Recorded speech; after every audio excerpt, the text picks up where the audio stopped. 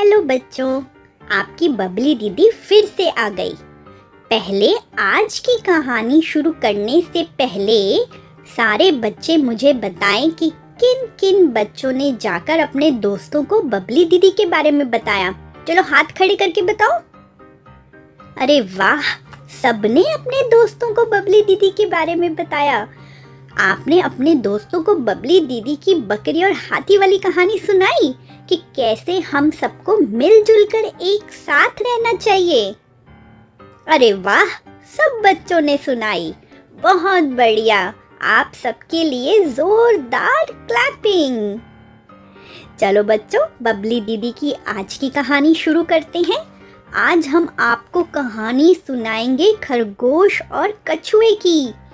खरगोश जो बहुत तेज होता है और कछुआ जो बहुत सुस्त होता है। बहुत मज़ेदार कहानी है। सब बच्चे ध्यान से बैठकर सुनेंगे और फिर ये कहानी जाकर किसको सुनानी है? बिल्कुल ठीक, अपने दोस्तों को सुनानी है।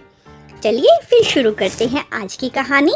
तो आज की कहानी है खरगोश और कछुए की रेस की कहानी। खरगोश ने कछुए से कहा कि चलो रेस लगाते हैं, देखते हैं कौन जीतता है। खरगोश हंसकर दोबारा बोला कि तुम मेरे खिलाफ जीत पाओगे? पहले बताओ, तुम दौड़ भी पाओगे? कछुआ बोला, कोई नहीं, मैं अगर धीरे भी चलता हूँ तो क्या हुआ, मैं रेस में हिस्सा जरूर लूंगा, क्योंकि किसी भी प्रतियोगिता में भाग लेना ही सबसे बड़ी बात है। तभी खरगोश और कछुए की रेस शुरू हुई।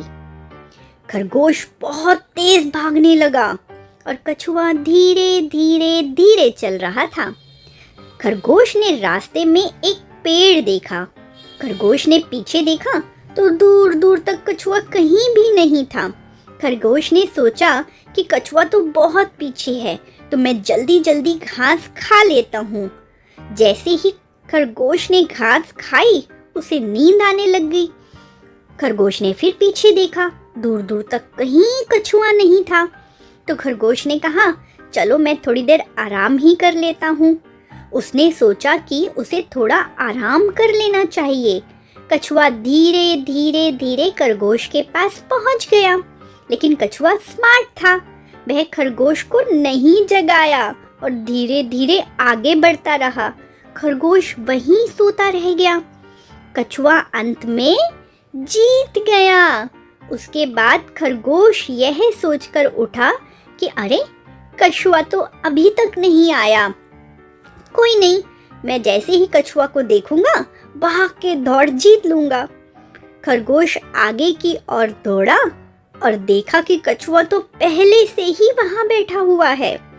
खरगोश ने जैसे ही कछुए को देखा, वह बहुत शर्मिंदा हुआ और उसे खेद महसूस हुआ, क्योंकि कछुआ जीत गया था। भले ही खरगोश तेज था, लेकिन कछुआ अपनी इच्छा शक्ति और शक्ति खोए बिना आगे बढ़ता रहा। बच्चों, इस कहानी से हमें सीख मिलती है कि बेशक धीमी गति में दौड़े, लेकिन स्थिर दौड़े। कभी भी हार ना माने, कभी भी रुके नहीं, धीरे धीरे कर ही अपना लक्ष्य पाएं। बच्चों, जब आप पढ़ाई करते हो तो कुछ चीज़ें आपको समझ नहीं आती हैं, तो इसका मतलब ये नहीं कि हम पढ़ना छोड़ दें। हमें धीरे धीरे चीज़ों को समझना चाहिए, पढ़ाई को समझना चाहिए, तभी हम पढ़ सकेंगे। एक दिन ऐसा आएगा कि हम दूसरों को भी पढ़ा पाएंगे। तो बच्चों, आज ये प्रॉमिस करो कि आप दिल लगा के पढ़ाई करोगे, मम्मी की सारी बातें मानोगे और मम्मी जब भी कहेगी तभी होमवर्क करने बैठोगे। स्कूल में टीचर जो भी पढ़ाएगी आप ध्यान से सुनोगे और समझोगे। प्रॉमिस? Very good. सब बच्चों ने आज मुझसे प्रॉमिस किया है कि वो पढ़ाई पर ध्यान देंगे और हार नहीं मानेंगे। ठीक है बच्चों, अब मैं चलती हूँ और जल्दी बच्चों के लिए दूसरी मज़ेदार कहानी लेकर आऊँगी।